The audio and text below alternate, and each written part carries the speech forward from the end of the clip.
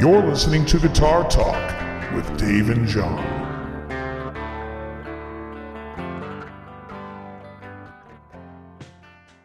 Hey, welcome back, everybody. I'm Dave. This is John. How are you?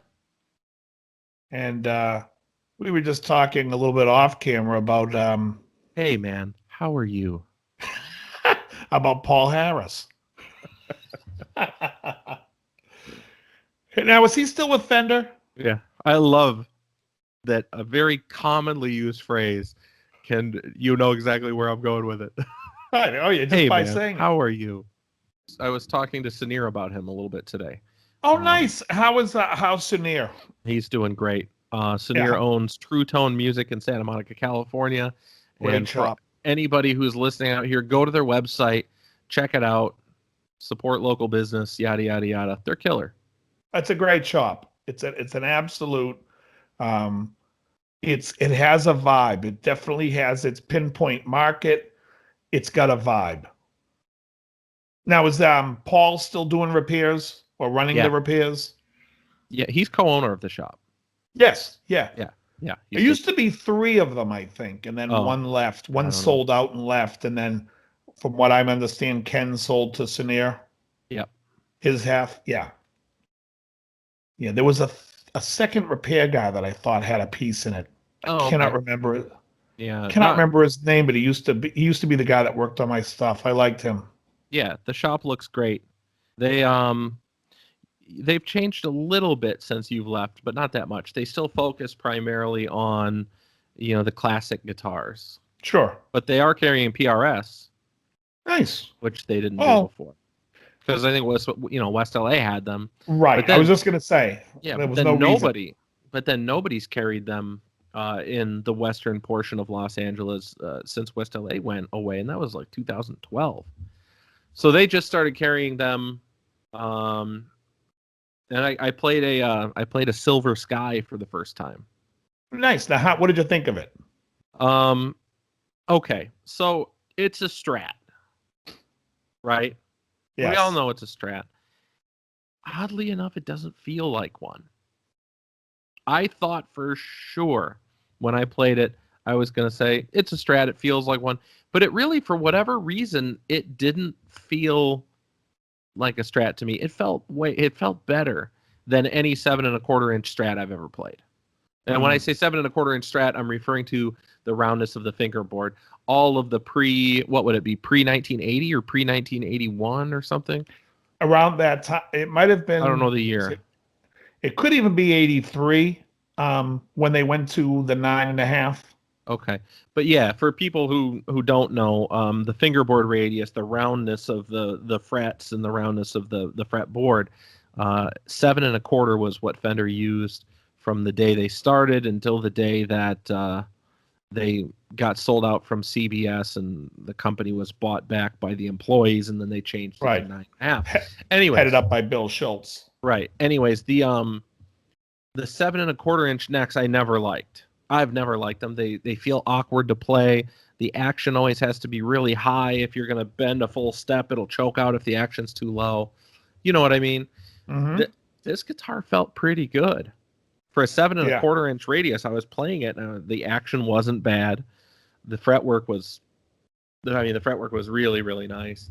And it didn't feel like a Fender. It's still kind of, for some reason, it still felt like a PRS, if that means anything.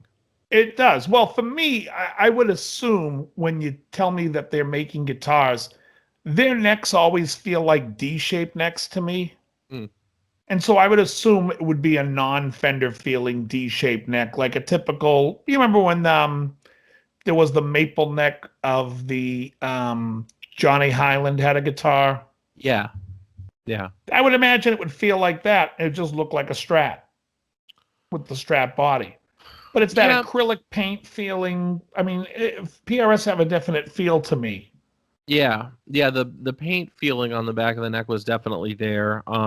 It wasn't a matte neck; it was a glossy neck.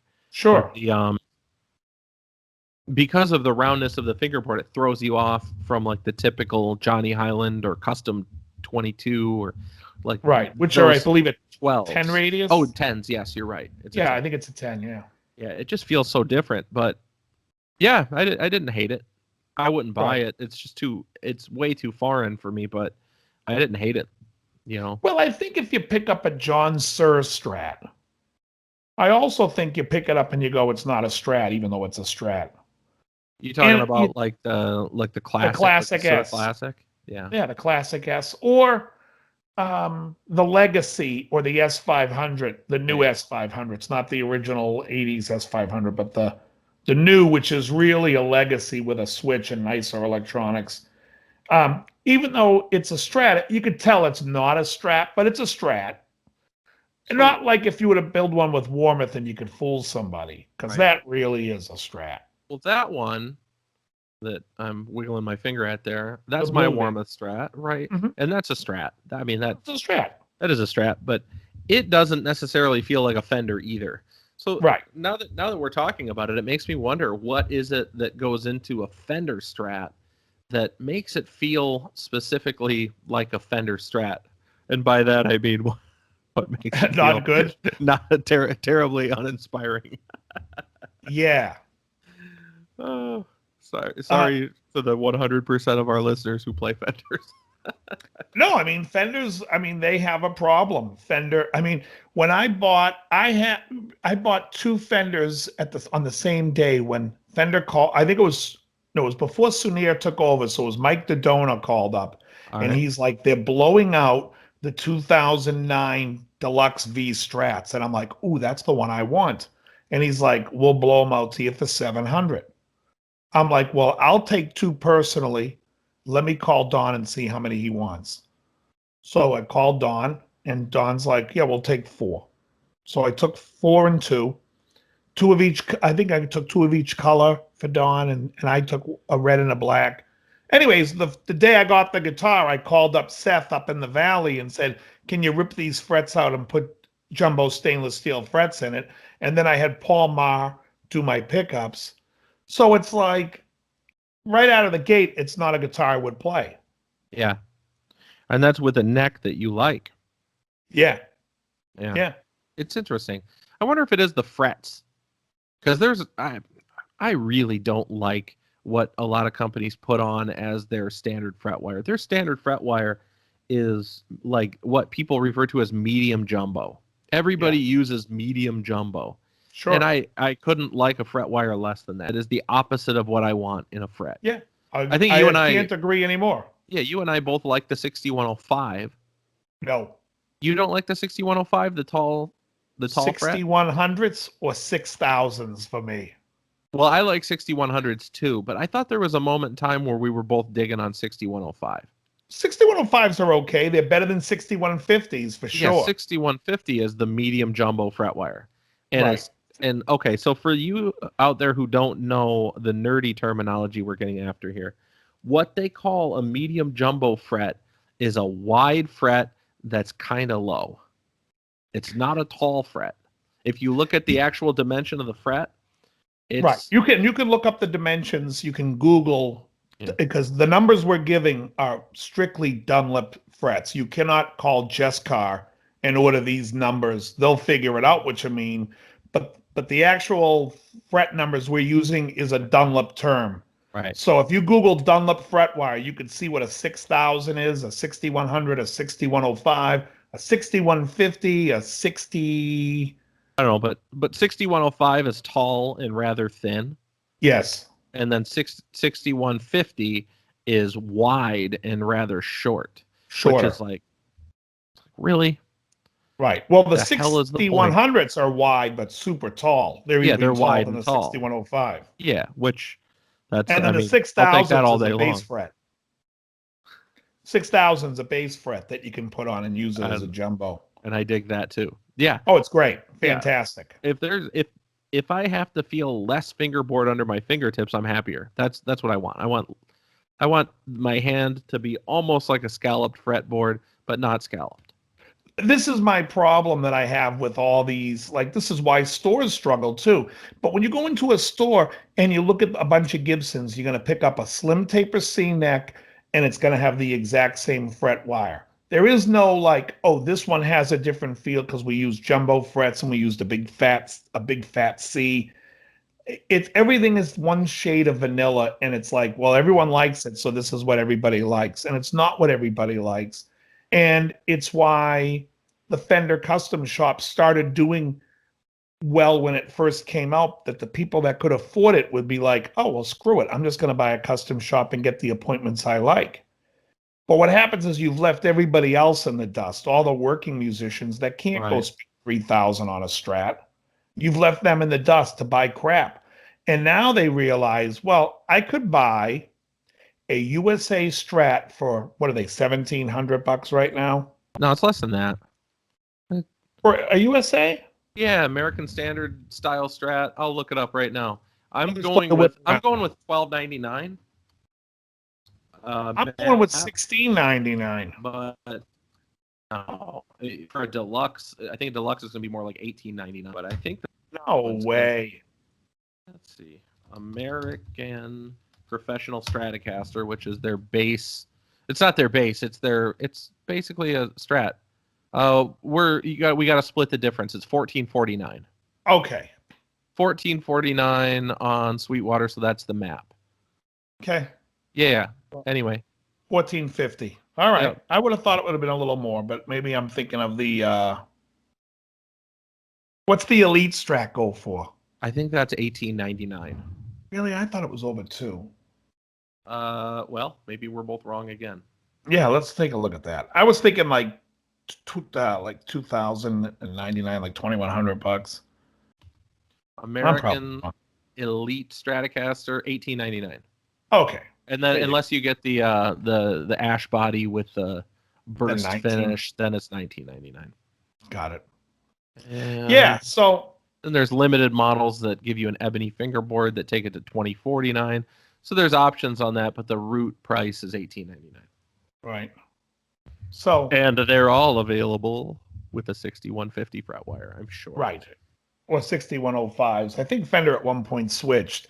But so the point is, I hope so. That'd be great. If you go and you want to spend $1,450 on a Strat, that's what you can do. If you like that taste of vanilla, and I'm not trying to insult it by calling it vanilla, but when everything is the one base flavor, it's hard to call it anything else. So, or you could go on Craigslist and buy a Mexican Strat and then start taking it apart. Sell the neck, sell the pickups, change out the bridge, and then put all new parts in. And I'm telling you, for under $1,000, you'll get something like this.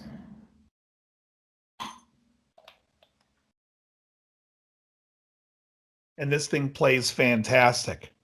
What a hunk of junk. No, I'm just kidding. Yeah, the jumbo frets, 6100 stainless steel frets. I've got the 58, 58, and the Pro 54 in the bridge. I put the Graphtec saddles on the Mexican bridge. And it's a V Clapton neck. And this thing feels, and I'm telling you, I don't care who's in the New England area, you want to try it and put it up to a custom shop, it smokes it. And it's under $1,000. Well, you were in the manufacturing side of this business for a little while, a couple times actually. Yes. Do you think the reason that most of these companies are pumping out a similar feature, like you take your 6150 fret wire and you put it on 90% of your instruments, is that a number cruncher somewhere saying that this makes sense and this is what we need to do? It's a bean counter looking back at the original days of Fender saying he used one kind of fret wire and nobody complained. You know, the problem that Fender faces is they're using a softer fret than anybody else. Right. And anybody watching this show who's bought a Strat in the last 5 years and is probably on the verge of a fret job, that is not normal. That is not how guitars should respond. You could have a guitar for 15 years before you should ever need something like that. But their fret wire is very soft. Right. And I think that's because they're just cheaping out and want it's easier to work with. If you see a company and they're putting stainless steel frets or have that option for not a lot more money, that's a real value because that's the maintenance of the instrument is very minimal at that point. Yeah. Yeah. And surprisingly, some of these younger, more aggressive, I shouldn't say more aggressive, but some of these younger, hungrier companies are doing that. If you look at the Solar guitars from Ola England, that guy, the blonde-haired guy that does it, Yeah. he's got his own guitar company. All those guitars come with stainless frets. Yes. And I believe it's the same thing. I think Sasha's using them in Dunnable. Okay. I think Sasha will find out. Yeah, Sasha will be with us Monday the 19th.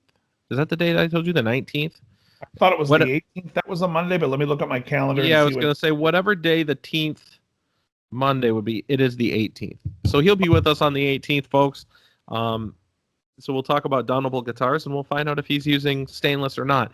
But some of these younger companies are doing that, and I think it's pretty smart. Even coming out of Korea or Indonesia or wherever they're getting their manufacturing, they're doing it. I think it's smart because, yes, it's a value and it's something that, if you ask people about it, you're going to get all kinds of crazy, oh, it's brighter, whatever, blah, blah, blah, until they actually play one and then they're like, oh, this is fantastic. Yeah. Feels like a brand new guitar every day. That's how it should be. If it's too bright, just put it on a rosewood fingerboard to balance it back out. That's all you gotta do, folks. That's all you gotta do. So coming back, put a dimmer switch in your. Oh yeah, exactly. It's like, well, I compensated for the brightness by buying an EQ pedal and throwing it in my effects loop. Yeah. God's sake, people. If bringing it back around to my original point about the PRS Silver Sky, I hear it has focused mids. It's the silver paint version. Yeah, exactly. I don't. Oh God. Anyway, I'm losing it. The Silver Sky felt good.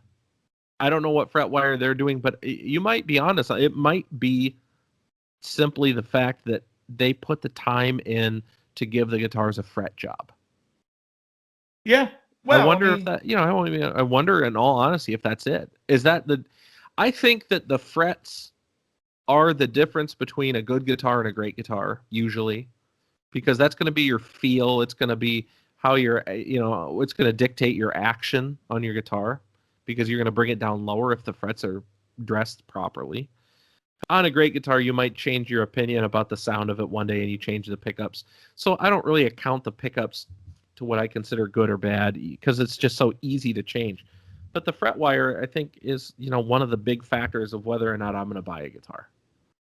Yeah, I mean, I think it's part of the whole workmanship of a guitar. When you have everybody who I've spoke to, if they've asked me about PRS, knows I don't really care for them.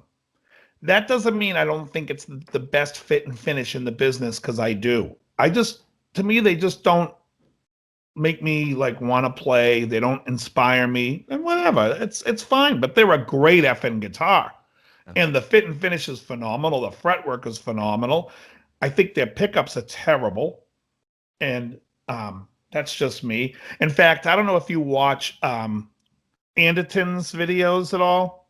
Yeah, they had a video where they blindfolded the captain, Lee, I think his name is. Yep. And they made him play all these different single cuts. And the one he hated the sound of was the PRS. Mm. And, he's been friendly with Paul and all that stuff. And Paul gave him the guitar. It's like a real high-end one that Paul gave him. But the one that when he's blindfolded, the one he liked the sound of the least playing was that. Interesting. And I've always said that I think their pickups sound like shit. They just don't feel right to me. And that's fine. I mean, everyone has a different thing. Now, that doesn't mean that somebody who plays one puts an amp together with it and gets a phenomenal sound. I mean, people are everybody has their own justifiable opinion of what sounds good to them. Any PRS that I've ever had got swapped out for DiMarzio's. It's funny because DiMarzio's is it gets such a bad name because of the metal guys, but their low output pickups are really very good. In fact, I like them a lot better than the other brands. I use a Fred and I use the area pickups. Right. But I just The think area pickups are so damn good. great. Just great. I just think in Except general. the 61 or 2. Area 61. Is that what it is? The 61 I don't mind. It's the 67 that I think is, the hell is this? Just thin and not good. The pick guard in that blue one came from that company you recommend who sells the loaded pick guards. What the hell's the name of it? Sigler Music. Sigler Music. Yeah. So it was that, and it was loaded with a 58 61. And that 61 was like an ice pick. It was so damn bright. Yes, it's not good in that position. It's actually, for me, I like the 61 either in the middle of the neck. Yeah, it had to go. So I ripped. I still have it if somebody wants to buy an ice pick. Well, it's good in the neck. I put the Pro 54 in there, and what a difference. Yeah. And that was on your recommendation as well. Thank you for that. That pickup smokes. Well, you know what was funny was when it came time for me to order the area pickups for that black Strat, I went and I was like, I like the idea of the 58. And then I was like, I was reading the 61 and the specs of it because, DiMarzio has the voicing. And I'm like, no, I'd much rather have the 58 in the middle too. So then I'm like, well, let me see about the bridge. And I was like, I didn't like any of them. And then I saw the Pro 54 and it said, this is really an area pickup. And the way it said it was voiced, I'm like, that's what I want in my bridge. And it just so happened when it went in, it was like, boom, it worked. It was like, that's the sound. And as soon as Paul Maher wired it and played all 3 pickups, he was like, I got to get this set. Yeah. And then same thing, once you switched, you were like, oh, it's I think it really is a good thing. Right. It sounds like a real Strat. Right. Another pickup that they make from that series, for telly guys, the Area Hot T, I thought was a great sounding bridge pickup. Mm-hmm. I don't have a telly at the moment, but when I was using tellies, that was my favorite pickup. Yeah, I have the Area T and the Area T neck in my in a 58 in my B-Bender telly. Yeah, they do a great job. Yeah, they're excellent. Really are. They make a nice pickup. Yeah, and for sure. It's funny when it comes to people and pickups because when you hear people demo pickups online, it's always like, oh, I'm going to compare this to this, and I'm always like, yeah, who cares? I don't even know what you're using, and you rarely hear much of a difference. Yeah, and it's like, you know what I would say? It's like you pick these 2 different pickups that sound so close together. As soon as anyone else in your band, changes their tone, whatever difference you just had is gone. Yeah. Nobody knows. Maybe the bass player uses a different compressor, or the drummer uses a different crash cymbal. It's gone. It doesn't matter. Well, I've had people come up to me and they're like, it's gone.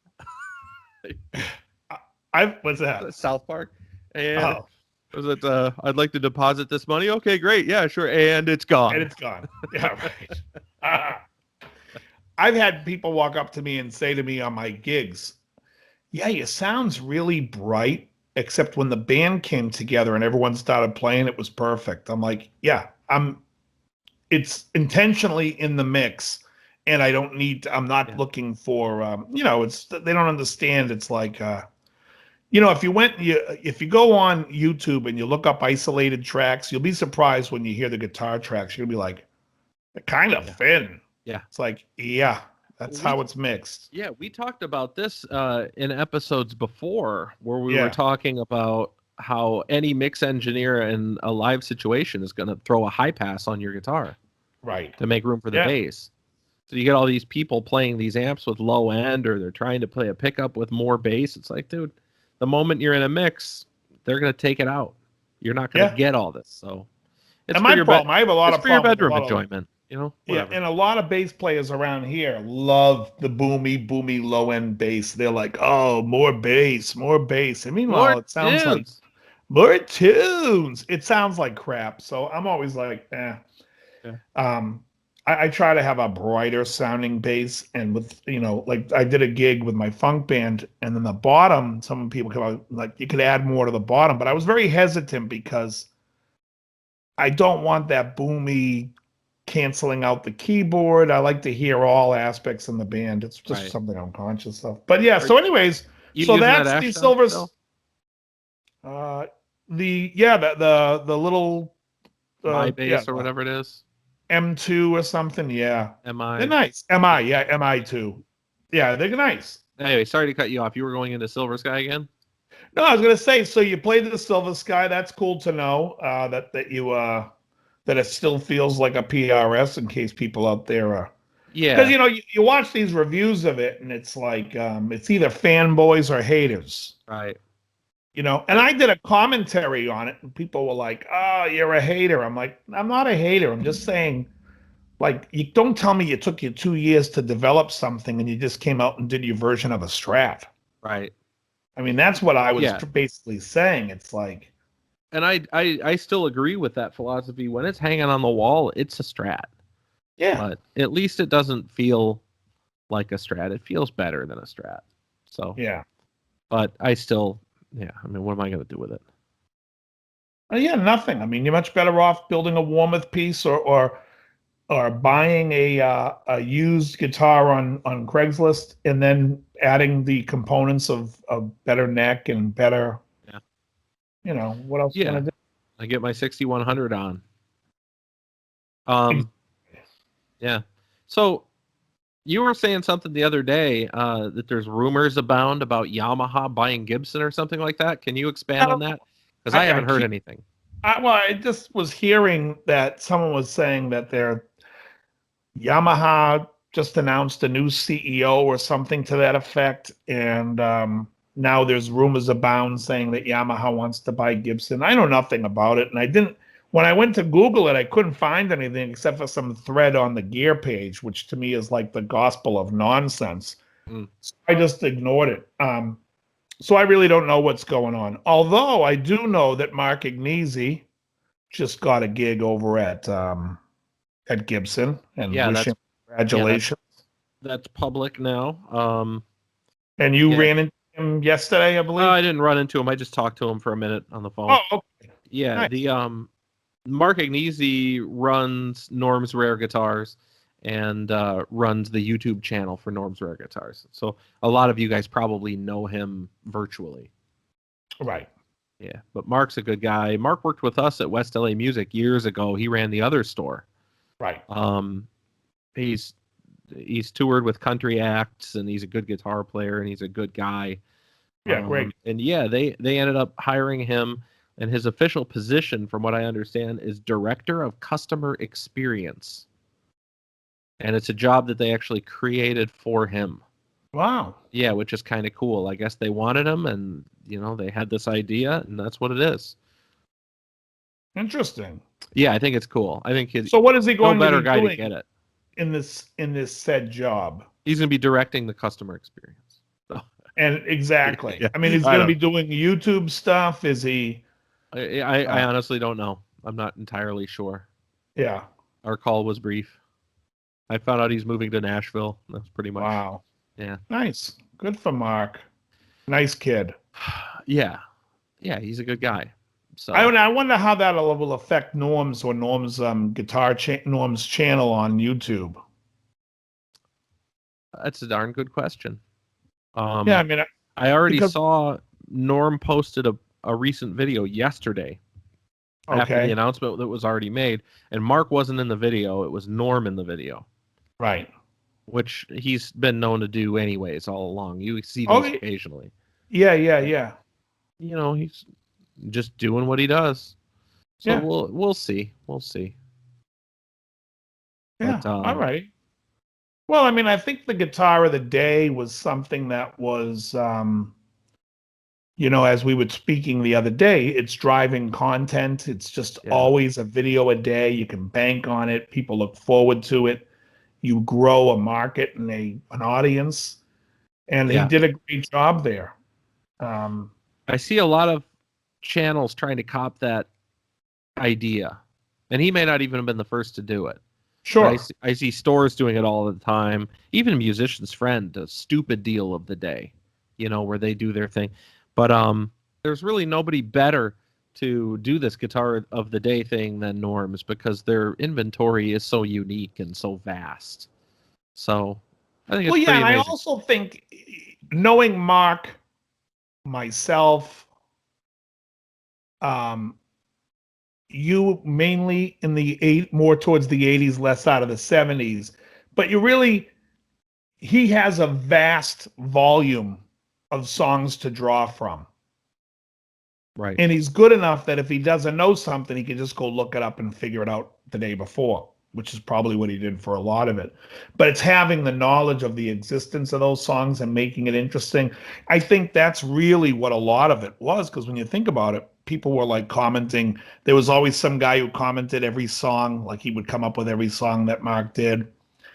And, that's an aspect of it. I just don't know that Norm is going to find that lightning in a bottle with somebody else and have it as engaging, I should say. Right. But we'll see. I mean, I wish Norm the best of luck with everything there too. I just think like it's a, something that would be, you would consider. Yeah. With him. Well, it's a good career move from Mark. And I wish him the best. I hope he kills it. Yeah, no, I agree. Yeah, I hope he kills it. Speaking of kills, did you happen to check out the Kill Switch Engage tunes that I sent you? I did. What'd you think? I'm curious.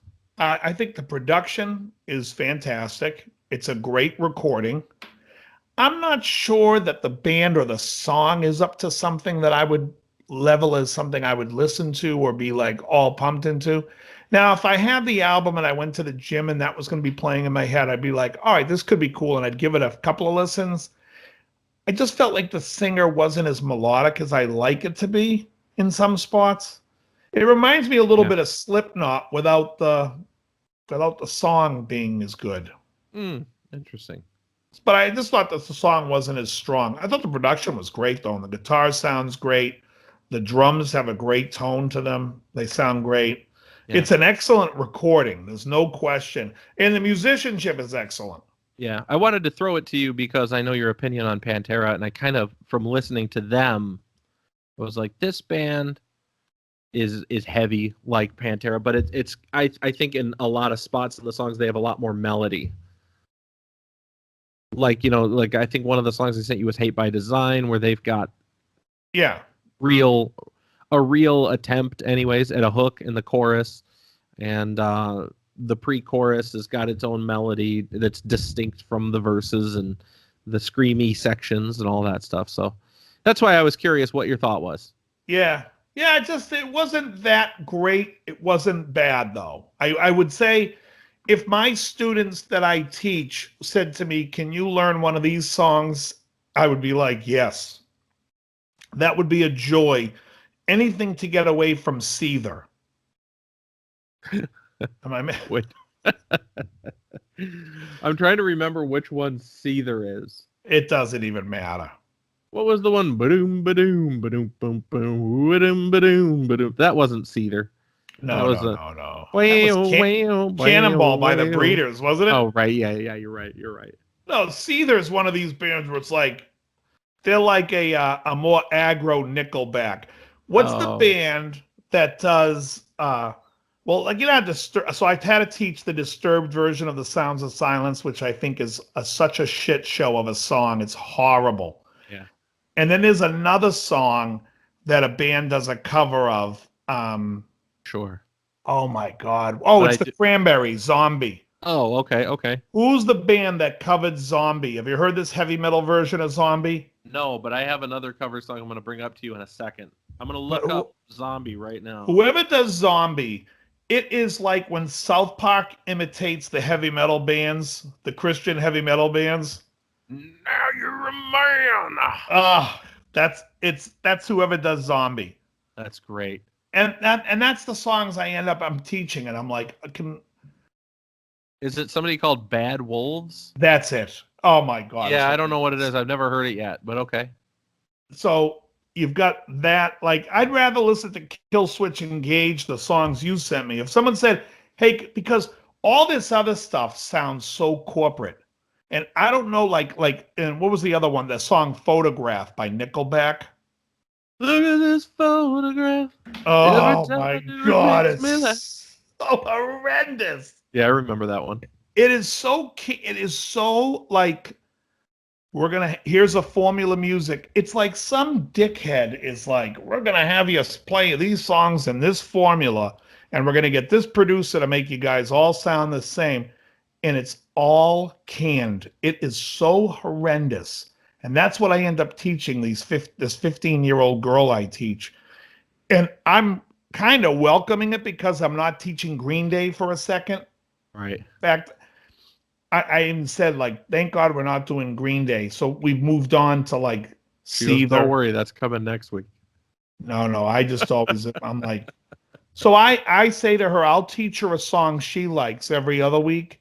And then every other week she has to learn a song so like last week we did It's a Living Thing by ELO because we do a lot of acoustic guitar. And it's like, she has to learn chords. So I have her learning that song. And we did Bohemian Rhapsody the week before, 2 weeks before. Cool. But we're doing Photograph. I mean, it's like, and not the cool Def Leppard Photograph that sounded like its own song. This Nickelback songs, like every song. Yeah.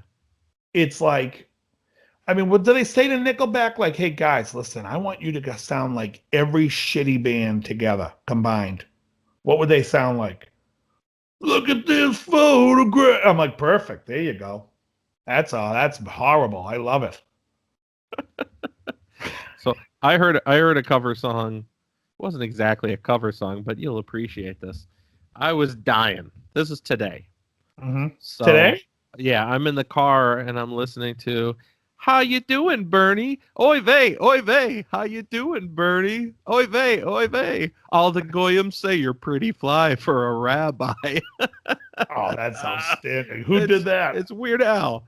I know we keep going back to Weird Al, but "Pretty Fly for a Rabbi" is unbelievable. You have to. Well, that was the same person that when she wanted to learn Complicated, I made her learn Constipated. Dude, all the goyim say. I have to entertain myself during these lessons because it's sure. Yeah, so she wanted to learn Complicated, so I'm like, let's learn it, but then we're going to learn Weird Al's version is Constipated. Because otherwise, what are you going to do? What are you going to do the day that the drum student that you teach is like, Dave, I need you to show me how to do the Rosanna Shuffle? He does it already. Oh, he does? Oh, okay. Oh, yeah. I was going to say, because if you're like trying to do all that, I was like, can you do that? Maybe you can. No. You see, I used to play drums a little bit when I was like 16, but I understand the mechanics of it, and I understand like what a paradiddle is, and I understand. So like we'll play and we'll listen to a song, and I'll be like give you an example. We did "Blame It on the Boogie," which was Rick Marotta on drums. And in the chorus, there's a pattern to the kick. And so he was playing along to it. I have him learn it. I'm like, is that what you're hearing? And he's like, yeah. And I'm like, no, it's 4 on the floor with the kick. And there's an anticipation on the 4th kick. So we basically break down the kick drum, play it, then break down the song, break down where the hi-hat comes in on 4-and, where it opens. And we break it down and play it real slow. And then we play it up to speed. And he ends up playing it just like the records. Killer. Okay. Yeah. That's a good approach. Yeah, we do the same with like Rosanna. Like, so I understand the whole like mechanics of it. So with Rosanna, you've got him playing, it's a triplet song, a triplet on the hi-hat. Yeah. And what happens is he's playing 1 and 3 on the hi-hat, and the snare goes on the second, on the 2s. So it's tick-a-tick, you know what I mean? Tick-a-tick. It's like that. So it's like tick-a-tick, tick-a-tick, tick-a-tick, tick-a-tick. And so we basically go into that, and we had a, and the foot, which is basically playing boom to boom to boom, hand jive, boom boom to boom to boom to boom to boom boom to boom, and that's what we do. We break it down we break it down like almost like if you were to do it in Pro Tools and you were to build a drum set, like because you've had to do it, so you understand. So when someone's playing a drum kit, and you hear the song and you're like, okay, can you play back what they're playing? And they play it back and you're like, no, your foot's not doing that pattern that he's doing. And you break it down. And basically, it's making him get a better ear and learning grooves. There's no way he would ever learn. But he actually has a real drum teacher that teaches with him on Mondays. Oh, okay, got it. I come in and I'm basically just like, let's work on songs that you wouldn't otherwise get, and let's work on patterns. And we've done stuff like Keep It Greasy by Frank Zappa, where it's in 1916. And I would show him, look, we can go on YouTube and here's a guy breaking it down. And we go to the breakdown and we do the count. And he ends up at the end of the day being able to play it. And that's what makes it really cool. That is cool.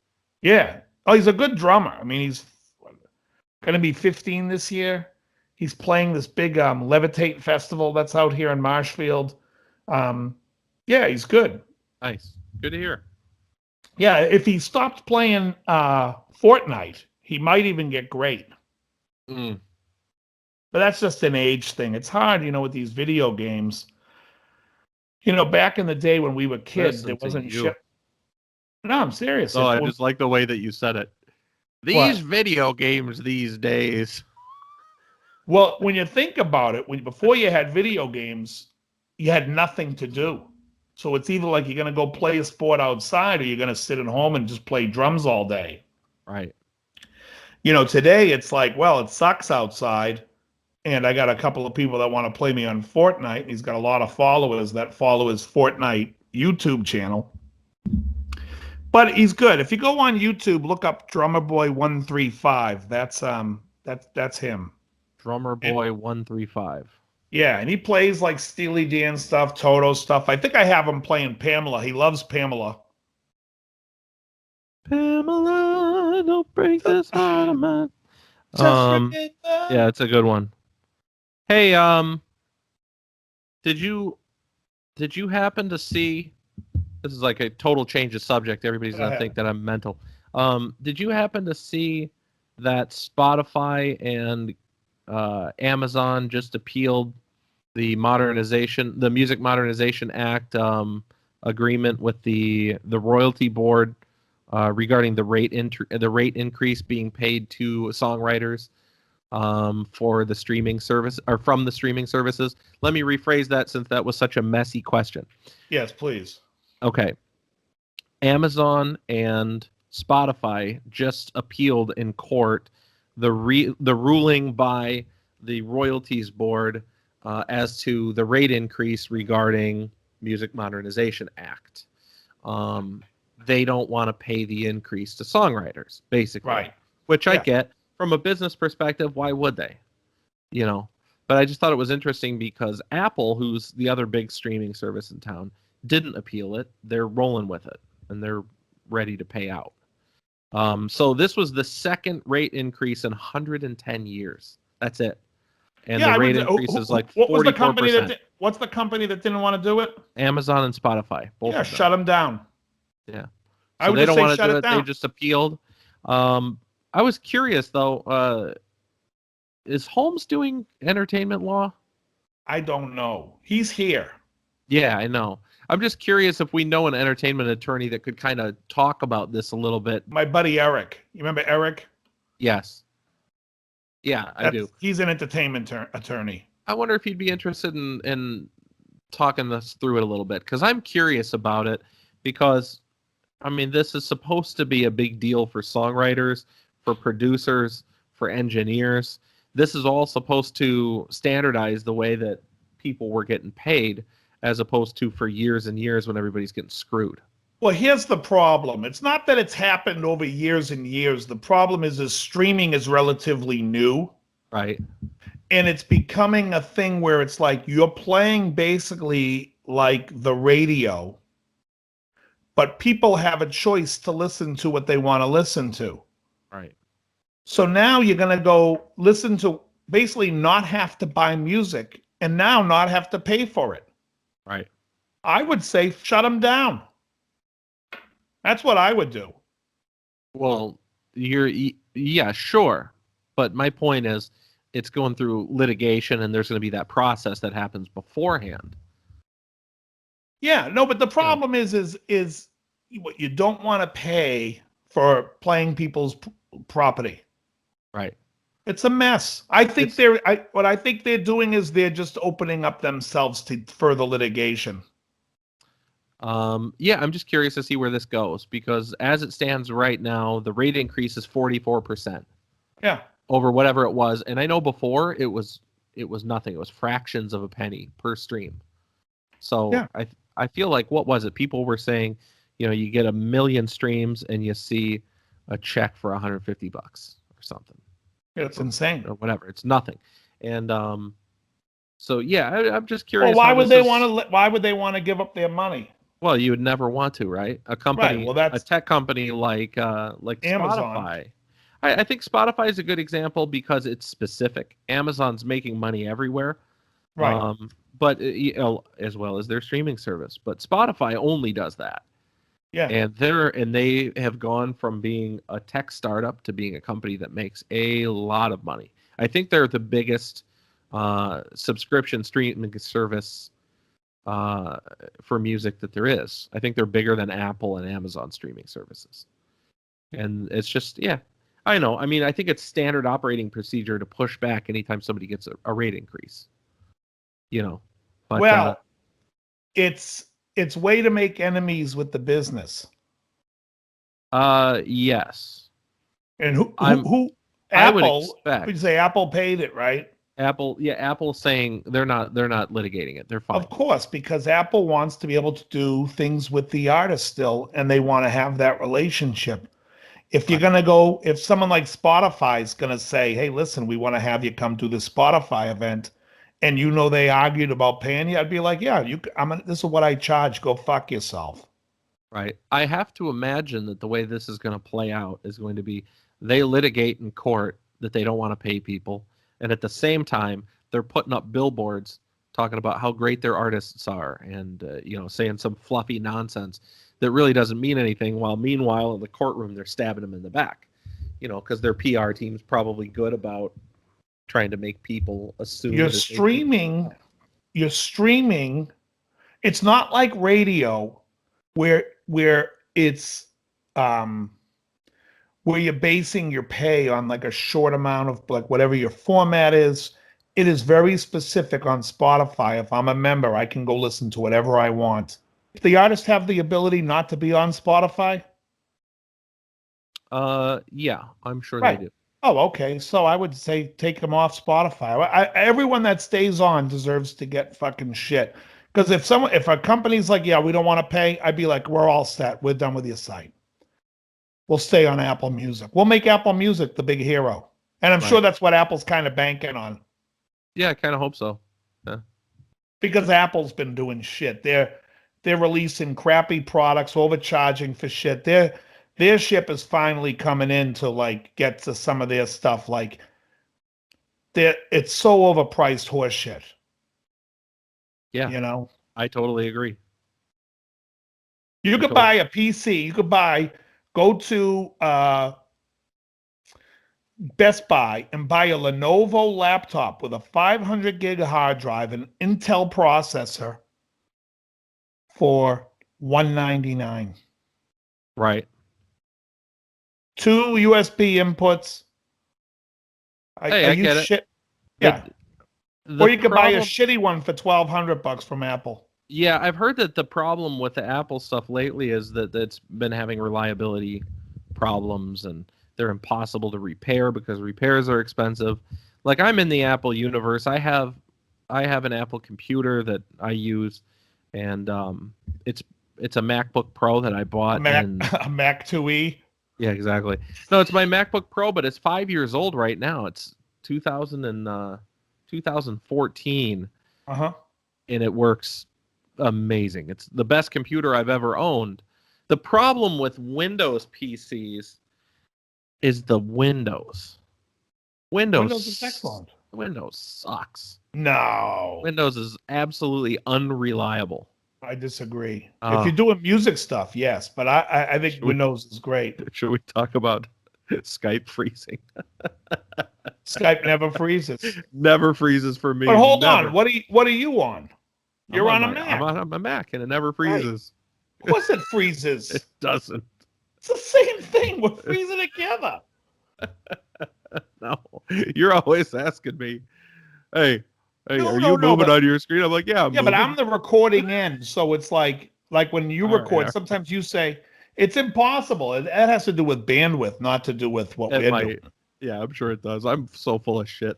Yeah, no, but I'm just saying it's very expensive for it. Now, Yeah, you but might no, say I this hear. Lenovo may last only 5 years, but it's $200.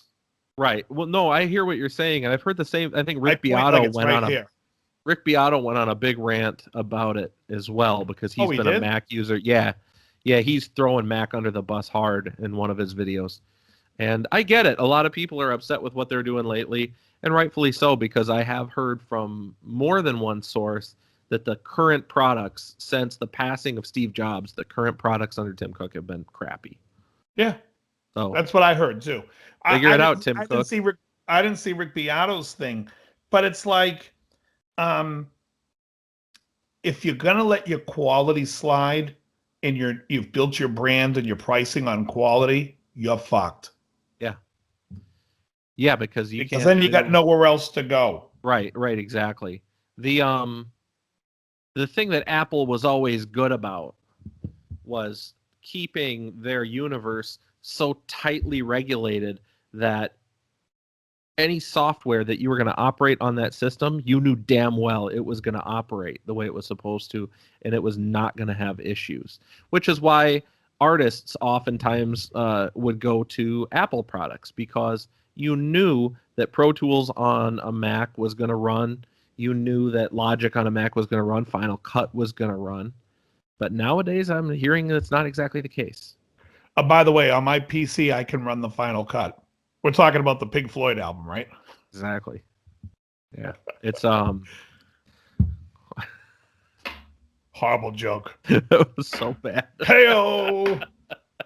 The acknowledgement of the bad joke is the best part of the joke. Of course. Oh, it's rotten. That joke was horrendous. Yeah, you're listening to Computer Talk. All of a sudden, we're way off in the weeds. Oh, there's a guy on iHeartRadio, and I listen to it in my car. iHeartRadio. And there's a guy, and he does it's over the weekends that he has Computer Talk, and people call up. Is it Leo Laporte? I don't know who he is, but he's like, I've got a 4G thing, and I'm running it on this, and he's like, well, there's a great processor by up your ass, and it's just like the most ridiculous conversations, and yet I can't turn it off. Oh, yeah, I love it. Probably is. I can't turn it off. Yeah, the tech guy. It's exactly Leo Laporte. He's been doing that. He's been doing that for years. He had people call up about digital cameras with him. Do you remember the cable channel? This would have been like 20 years ago, called Tech TV. That's where he came from. He had his first show on Tech TV. And ever since then, he's expanded out and he does this radio show now. Hilarious. I'm Leo Laporte, the tech guy. Yeah, he's the tech guy. That's it. He's on iHeartRadio. Oh, he's the best. Oh, jeez. Yeah, I love that too. I will admit, it's great stuff. When I'm driving around on Saturday afternoon, I do that. But I will also say that the next hour, when it's a financial show, I turn that one off. Yes. Yeah, there's a lot of shows on that. Which is why I have a lot of computers and no money. Yes. You're listening to the tech show. You're listening to the wrong program. You're listening to Guitar Talk, where we don't talk guitars. What is that? You're drinking the wrong water. I can't remember what it is. But yeah, so to summarize, we have no idea what's going on with Yamaha. Right. But we do know that Mark Agnesi is leaving Norman's Rare Guitars to go join the Gibson family. True. We do know the Gibson family is a cult. No, I'm just kidding. Did you know that Gibson has been a brand for over 125 years? I did know that. We're celebrating the brand, the products. We make nauseating. Just make a fucking guitar that plays, Leah. You know what's funny is hey, let's ask this question real quick because this culminates but it kind of wraps everything together. What do you think about Gibson frets? They always have that less than crowned fret. It's always like kind of a flat top fret. You like that or not like it? They changed that. Oh, they did? I think this year, aren't they making them over the, other than the standard Les Paul, but I saw something recently, it might have been on that Firebird, where the fret goes over the binding, not under it. Well, I'm not just talking about that. I'm talking about the shape of the fret from the factory. It's like, your normal fret wire is going to be perfectly rounded on top because they crown it that way, and you play a Gibson, and there's a flatness to it. Oh, yeah, well, that's just because they got hacks doing the filings. Although they're plaqued, I don't know what the hell's going on over there.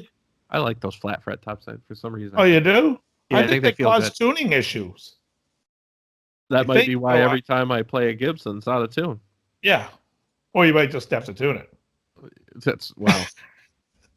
What's funny? I used to hear that from people all the time. Like, you can never find a good Les Paul. They never stay in tune. And here I was, my Les Paul that I bought from Mark Agnesi. Yes, by the way, it was a 2005 Les Paul, and that thing stayed in tune just fine. I don't know what's wrong with people. Mark Agnesi gave me a wonderful customer experience when I bought that guitar, which is why he's now the director. Yeah. I was just going to say that he sounds perfect for doing that at Gibson then. To throw him some props, because this was fantastic. And for any of you out here, if you get an experience like this at a guitar store, you should say something positive about it. Most of you aren't going to Yelp or do any of that stuff unless you have a bad experience. But if you have a really good one, you should say something. So Mark Agnesi, I call him one day and I'm like, I need to buy a Les Paul. I've only got about $1,500. Do you have some standard stuff in stock? Because I wasn't going to buy custom shop. And he goes, I got a bunch of stuff. When do you want to come in? I said, I'll come in tomorrow. And he goes, I'll have you set up. So I said, okay. So I go in the next morning. And Mark has like 7 different Les Pauls, all segregated, put aside for me. He has them lined up in a corner with an amplifier ready to go. Wow. Not kidding, not exaggerating. Yeah. And he goes, yeah, man, come on over here. I just pulled these out. This is what I've got. I talked to Norm. We're going to, he's doing the sales thing, basically saying he's going to massage the price to make them fit my budget that I needed. But the fact is he took the time that morning before I even got there to set this whole experience up so that when I went in, I knew what I was going to get and I was going to be able to pick something. And I still think to this day that was very, very cool. Yeah. I've never had anybody else at a guitar store try and take that good of a care of a customer, especially me or you. No, I'm just kidding. And then he walked you over to this other section where there was a giant massage table. And he's like, John, just have a... Yeah, exactly. I'll be... Would you like a latte? No, I thought it was outstanding that he playing new age music. That he presented everything the way that he presented it. Yeah, no, he's great. I mean, you don't know any other place that will do that, Mark is he's a great salesman. Yeah. He definitely, I mean, if you remember in the day, there's a lot of guys that just don't care. A lot of guys, even when you're training people, there's a lot of guys that just don't. Some people just want to go home and play World of Warcraft. Mm. I'm totally referring to Kovar, but I was sort of you picked up on that. What's funny is I was thinking Markland. Oh, were you? That's funny. No, yeah, because I don't. To me one time he'd be like, you know what? We're taking 2 hour lunch. Didn't the both of them play it? I don't know if Markland did. I feel like they did because it's the only. I didn't realize Kovar did. Oh yeah. Maybe they did together. When Markland worked for me over at Alvis, and he's like, one day he's like, I got the day off tomorrow. I'm gonna be Porky Pigging it all day. That had me in stitches, sitting around in just a t-shirt with no underwear. That guy was funny as hell. Oh, he's hysterical. Yeah. He's hysterical. Yeah, he was a good guy.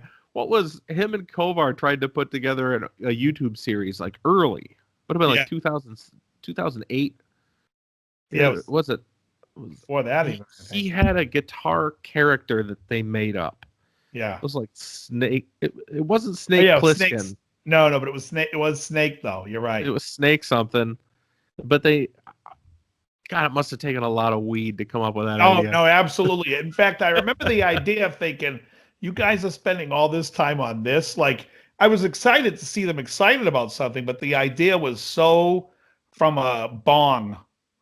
You know what I mean? But considering how early it was, if they actually had some like, man, if it wasn't just from a bong, yeah, that could have been pretty cool. Oh yeah. If they, yeah, for sure. I think if They're Markland's watching creative this, guys. if Markland's watching this, he should bring that shit back. Yeah. Well, both very creative guys, funny guys too. Yeah, I agree. And Kovar is a hell of a guitar player. Yeah, great. Yeah. Great. What was it? American Hair? I think that's his. Is that his website now?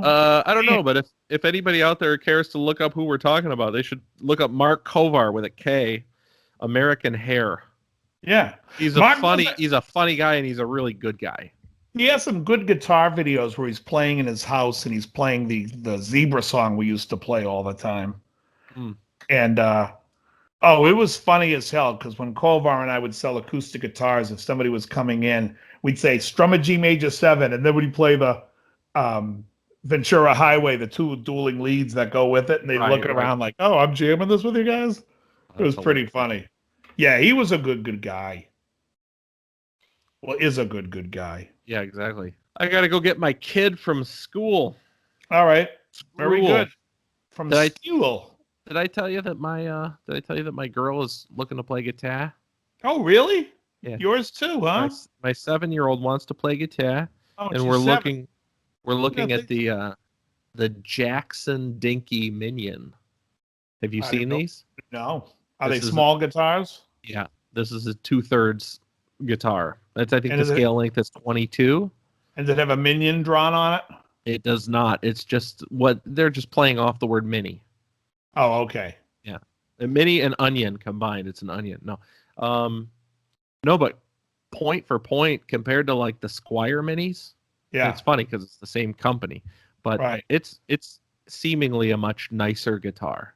Nice. They did some stuff to it for the kids that are great. First of all, it's got humbuckers in it, which doesn't really matter except for the moment that the kid wants to pretend to be dad and play with distortion. She doesn't have to listen to that nasty 60 cycle hum. But other than that, it doesn't really matter. But it's got shark fins. It's got 6100 fret wire. Amazing. That's like a $149 guitar. Yeah, man. All right, very good. Very good.